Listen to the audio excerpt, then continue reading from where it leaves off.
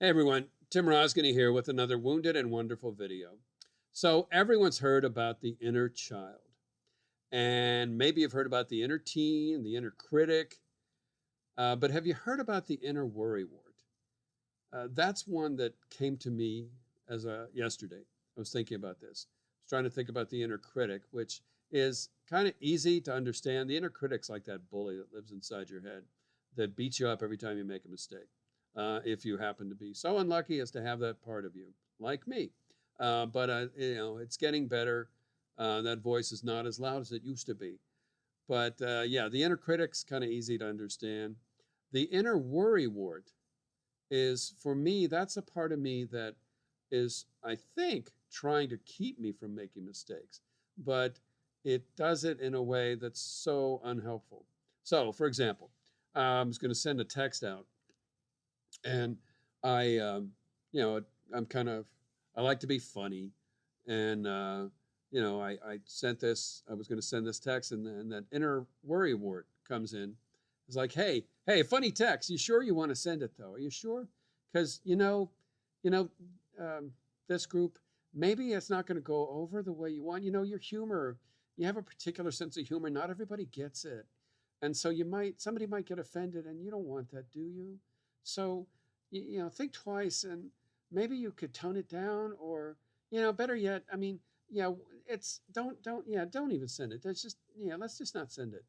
Um, and Or that inner worrywart is the part of you that keeps you from speaking your truth in a meeting. Maybe you're sitting there and you have something to say, and you have something to say of value, but that inner voice, the worrywart, is there. Um, yeah, you don't speak so well in public, and you know how awkward you can be.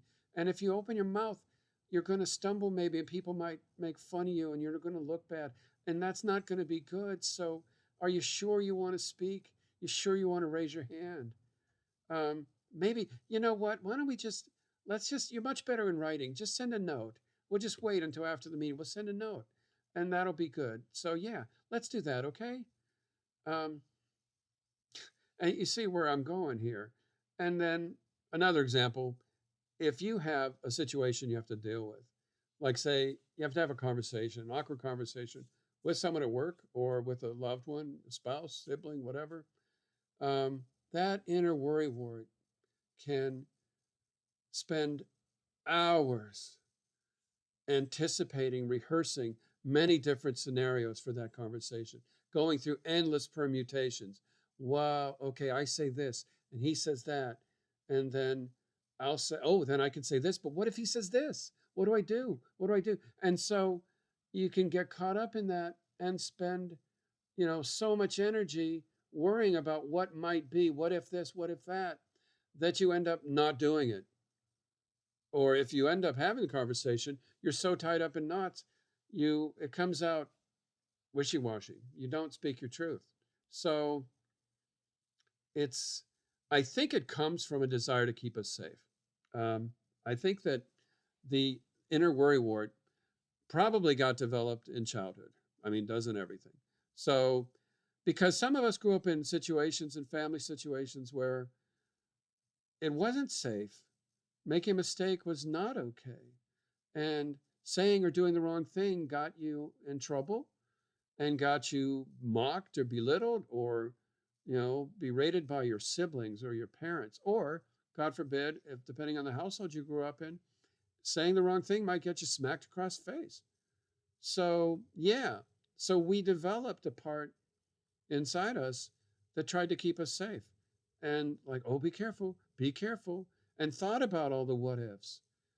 And it like helped, I'm sure, at the time, but now it just gets in the way and it keeps us from doing things. It's the part that keeps us from getting out on the dance floor or speaking our mind, speaking our truth. Um, and what's the solution? I think the solution is to have a clear intention. And I think it helps to understand that, to see that there is that part of us. Knowing that it's there can allow us to act differently. I might not be able to stop the inner worrywart from chiming in and saying, are you sure you want to do this? And you know what? It's good to think about something. It's good to pause and consider before you hit enter. Is this the right thing to say? Is this the best way to say it? Is this the right thing to do? And you just don't want to let that go off the rails and get into this endless paralysis by analysis thing. So look at your intention. Think about things. If you have a clear intention, you know what you're trying to say and do. Don't let the inner worrywart stop you. Don't let the inner worrywart put you in this endless cycle of trying to figure out all possible things, all possible scenarios that you're endlessly planning and anticipating. What if this, what if that, what's going to happen? How are we going to do this? How's this going to go? Because if you do that, oh my God, such a waste of energy. And you're going to be so exhausted. So, yeah, um, better to, because we don't know what's going to happen. And you can't plan for every contingency. So, and you don't have to. And it's okay if you make a mistake. It's okay if you don't speak perfectly clearly in a meeting, if you stumble. It's okay if you don't say things perfectly when you're talking to someone. You're having a tough conversation. Of course, you're going to be uncomfortable and things aren't going to come out perfectly. That's okay. The point is that you say what you need to say and you try to do it in a way that's kind and loving, and you know that it's not going to be perfect. Just like, get out there on that dance floor. Don't let that inner worrywart team up with the inner critic and keep you from getting out there and shaking your thing. Um, you know, make let yourself live your life, and don't engage in paralysis by analysis. So anyway, I wanted to share that because it occurred to me that everybody talks about the inner critic, but I think it's that inner worrywart that is perhaps more problematic, and a little more insidious. So I hope that resonates for you. If you have an inner worrywart, my condolences. You're in good company. And as always, thank you for listening.